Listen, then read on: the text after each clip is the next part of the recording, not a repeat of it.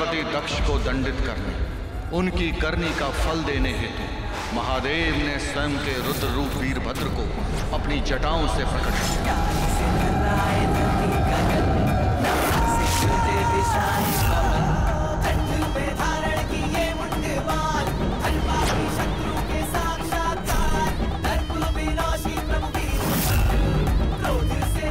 वीरभद्र आदेश, इसके घमंड ने हमारी देवी छीन ले। उस दक्ष के सर को अति शीघ्र लाकर हमारे चरणों में अर्पित करो। यदि कोई तुम्हारे इस कार्य में बाधा बने, उसका संहार करने का अधिकार तुम्हें हम दे चाहे फिर वो काल ही क्यों न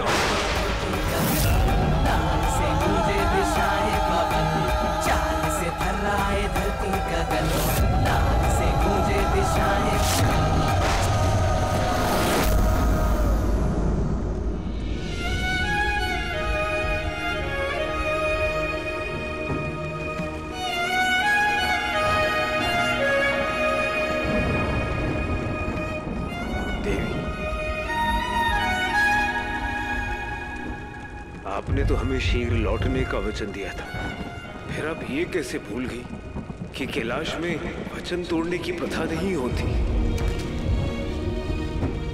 आपको अपने प्राण त्यागने का अधिकार किसने दिया?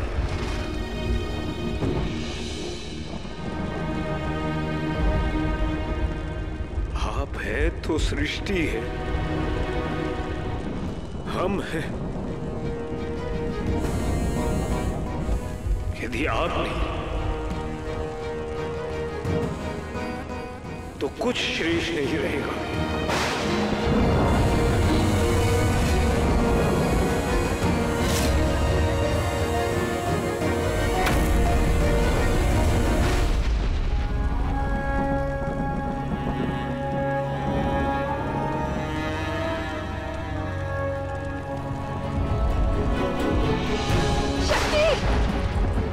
शक्ति बेटा, शक्ति मेरी पुत्री, शक्ति मेरी पुत्री, शक्ति को बचाओ।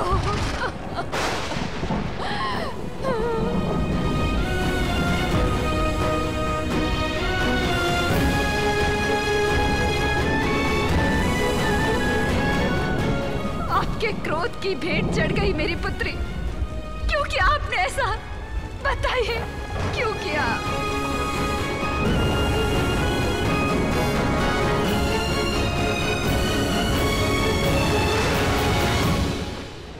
तुम घायल नहीं हो दक्ष, तुम्हारा क्रोध ही तुम्हारा बल है। और इसे कमजोर मत पड़ने दो। जागो दक्ष, जागो। अपनी पुत्री का बलिदान कर तुम अमर हो गए हो, और इसका बोध कराओ सबको।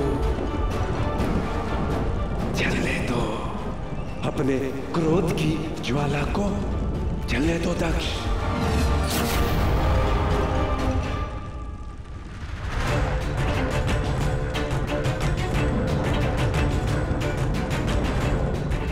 अग्निदेव,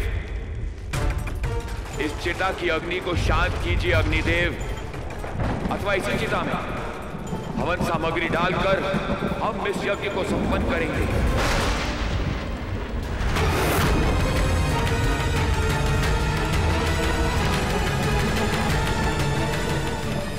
प्रजापति दक्ष, आपके क्रोध ने आपकी बुद्धि भ्रष्ट कर दी है। ये चिता नहीं, आपकी पुत्री है, देवी शक्ति है जिनकी आपने हत्या कर दी। अपने संतान की आहुति तो आप दे चुके हैं, अब कौन सा यज्ञ करना शेष है?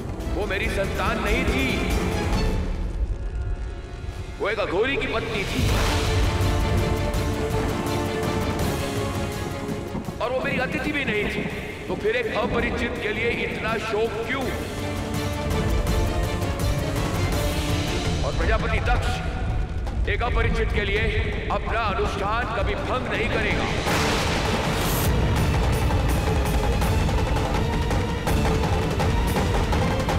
और मुझे विश्वास है कि आप सभी आप सभी समस्त देवी देवता ये होने नहीं देंगे, क्योंकि मेरा ये यज्ञ पूर्ण हो इसका आप सब ने मुझे वचन दिया था। तो फिर ये विरोध क्यों? प्रजापति दक्ष,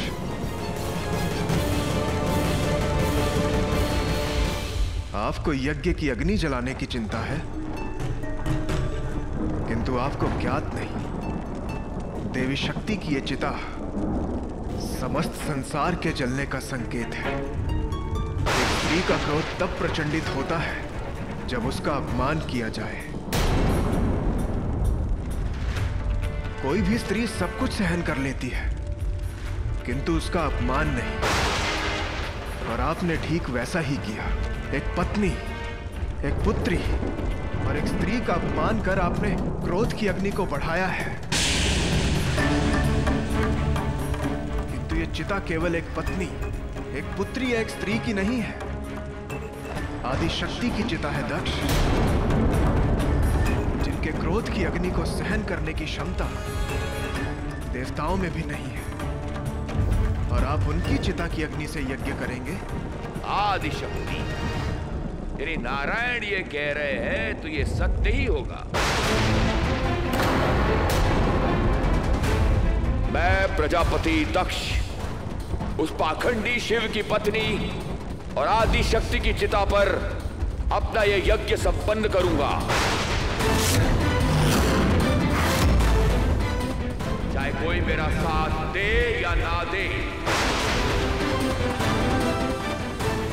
प्रजापति दक्ष ये यज्ञ अकेले ही पूर्ण करेगा।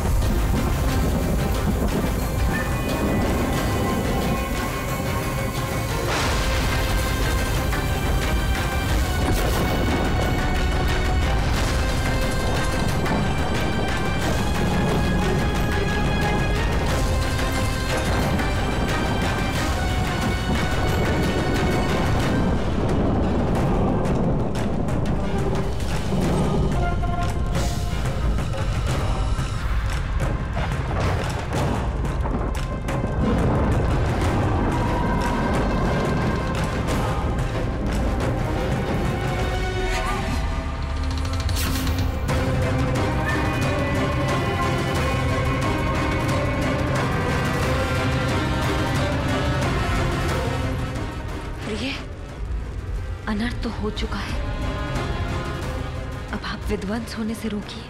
नहीं देवी, इसे रोकना अब असंभव है। यदि अनर्थ से ही आरंभ हुआ है तो विध्वंस से ही अंत होना है।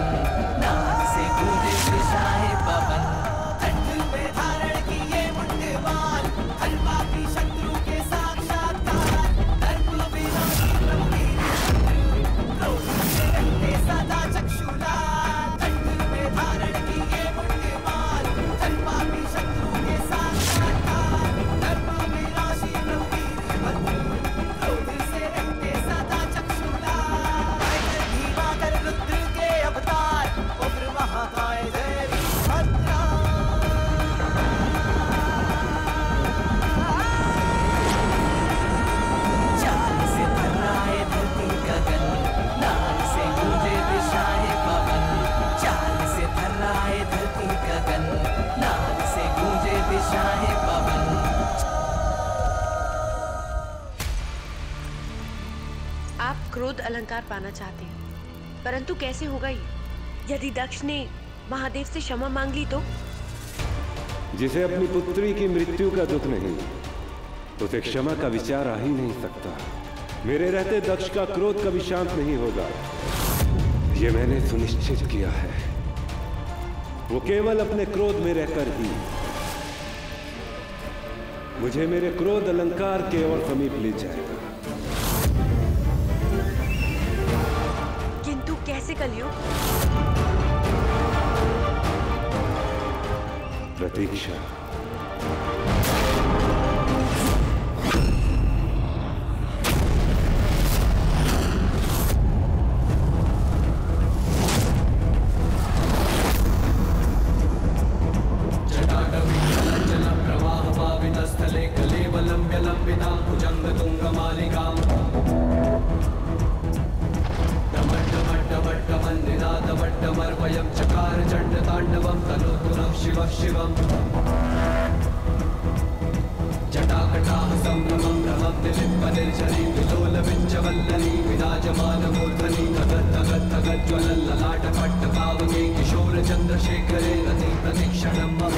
जहाँ एक और महादेव के अवतार वीरभद्र प्रजापति दक्ष के समक्ष उन्हें दंडित करने पहुंचे, वहीं दूसरी ओर स्वयं महादेव समय को पीछे ले जाकर देवी शक्ति को पुनः जीवित करने का प्रयत्न कर रहे थे।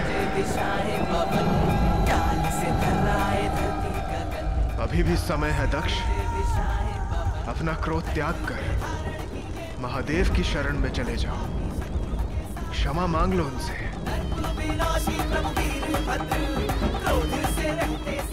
अपनी शरण में आए बड़े से बड़े पापी को भी महादेव क्षमा कर उन्हें जीवन दान देते हैं। अन्यथा जिस प्रकार गिद्ध शव को खाते हैं और भय व्यक्ति को, ठीक उसी प्रकार महादेव का क्रोध तुम्हारी आयु को खा जाएगा।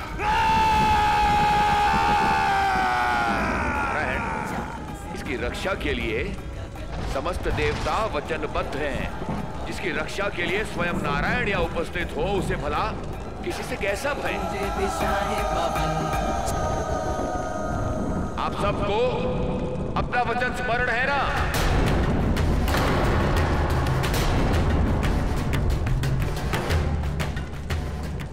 बोलिए, आपको अपना वचन स्मरण है ना? अपने एक वचन के कारण हम आज महापाप के भागी बन गए। हमारे समक्ष देवी शक्ति ने अपने प्राण त्याग दिए।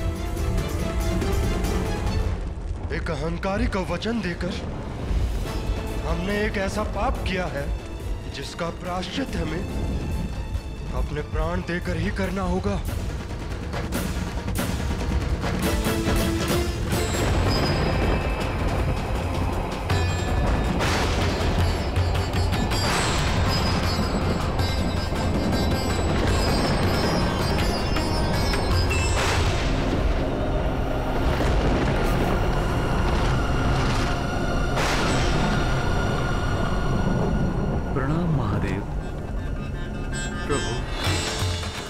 पता है आप इस वक्त अत्यंत दुखी हैं, परंतु मैंने जो किया वो आपके विधान का पालन था। मैं अपने कर्म और धर्म के विरुद्ध नहीं जा सकता था महाप्रभु। और अब एक पति को अपना धर्म निभाना है। इस चक्र को पीछे ले जाकर हमें अपनी देवी शक्ति को पुनः जीवित करना है।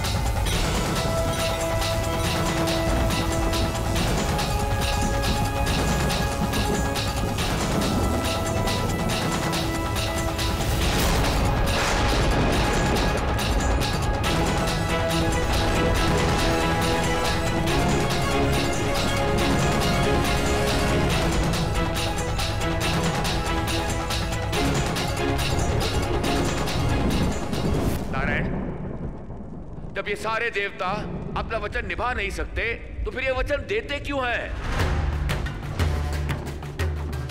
परंतु आपको तो अपना वचन स्मरण है ना? अपने सुदर्शन से इस मायावी को नष्ट कर दीजिए।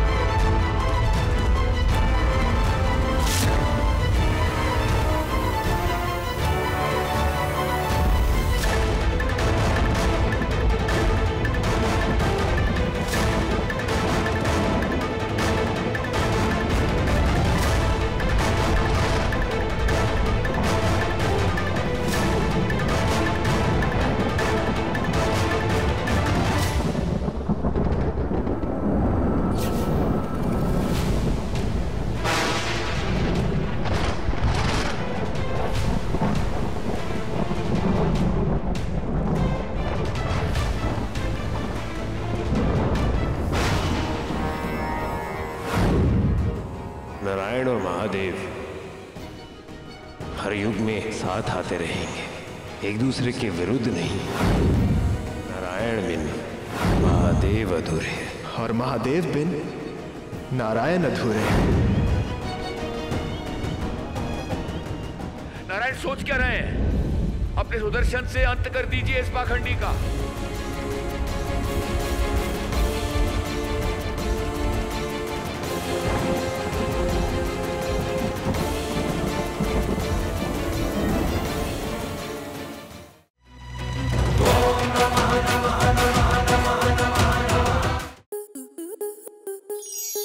स्टार प्लस के ऐसे ही और बेहतरीन लम्हे देखने के लिए सब्सक्राइब करें हमारे YouTube चैनल को।